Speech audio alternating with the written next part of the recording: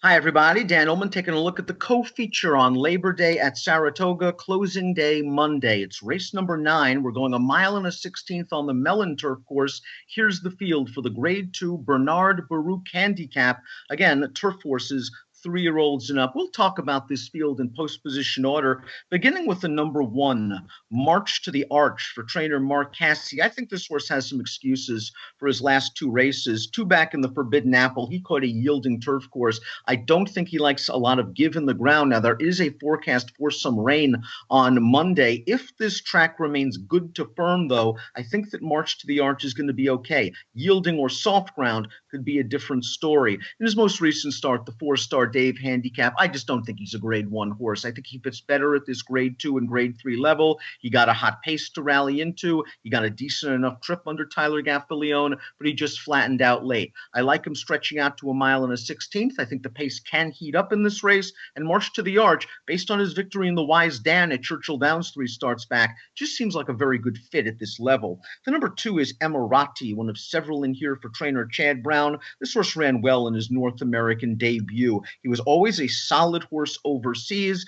but the Shadwell trainee, making his first start in over a year, showed decent enough speed to get a good trip sitting on the outside in the second flight. He swung wide into the stretch, and he ran well to get up in the final strides. This horse has some quality, obviously. It's Castellano and Chad Brown. He has a little bit more tactical speed than the aforementioned March to the Arch, and he looks like a solid enough contender. The number 3 is Care Bon, who is also owned by Shadwell, but this one is trained by Kieran McLaughlin, and he won the Bernard Baruch last year in his North American debut, but I would have to think he's been a bit of a disappointment since. He's lost his subsequent 7 starts, several of those races at relatively short prices, including the Forbidden Apple last time out. And again, maybe it was a situation where the horse didn't care for the yielding going. He picked it up a little bit in the very last stages of the race, but he is a horse that's always a bit weird with his lead changes. Sometimes he feels like changing lead, sometimes he doesn't, sometimes he hops back to his wrong lead.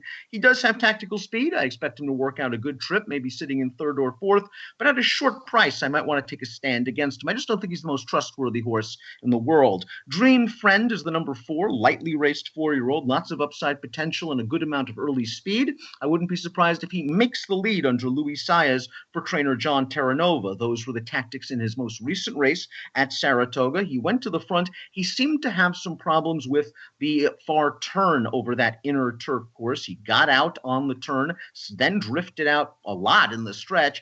But then, once put to pressure, he was only beaten a half a length by Emirati. It was a solid enough performance for a lightly raced colt. He's going to be on the lead, and if they leave him alone, I could certainly see him taking them a long way.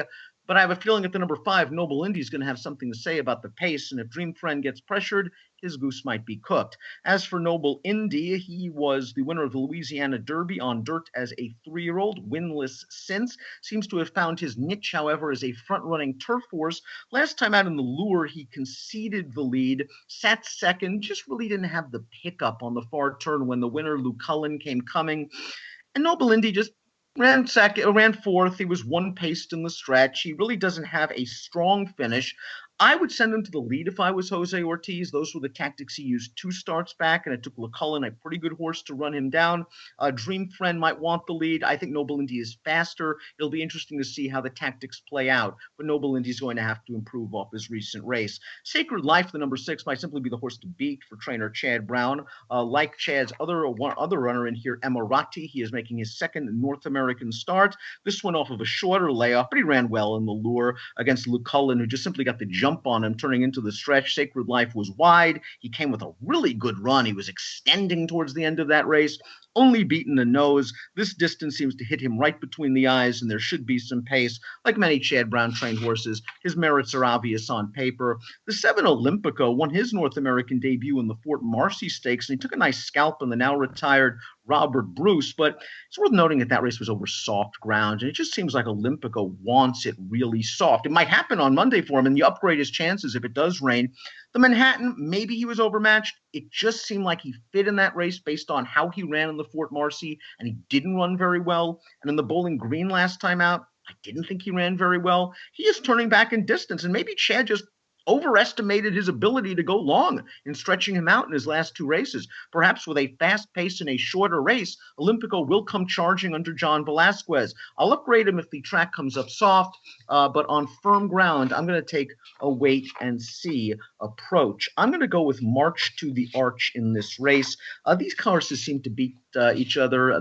They don't really have a lot of consistency. I think it's March to the Arch's turn off of his last two where I mentioned his excuses. I think he'll come running late. I'm going 1, 7, 3, and 6 in the Grade 2 Bernard Baruch Handicap on closing day, Labor Day Monday at Saratoga. It has an approximate post of 5:04 Eastern. Good luck.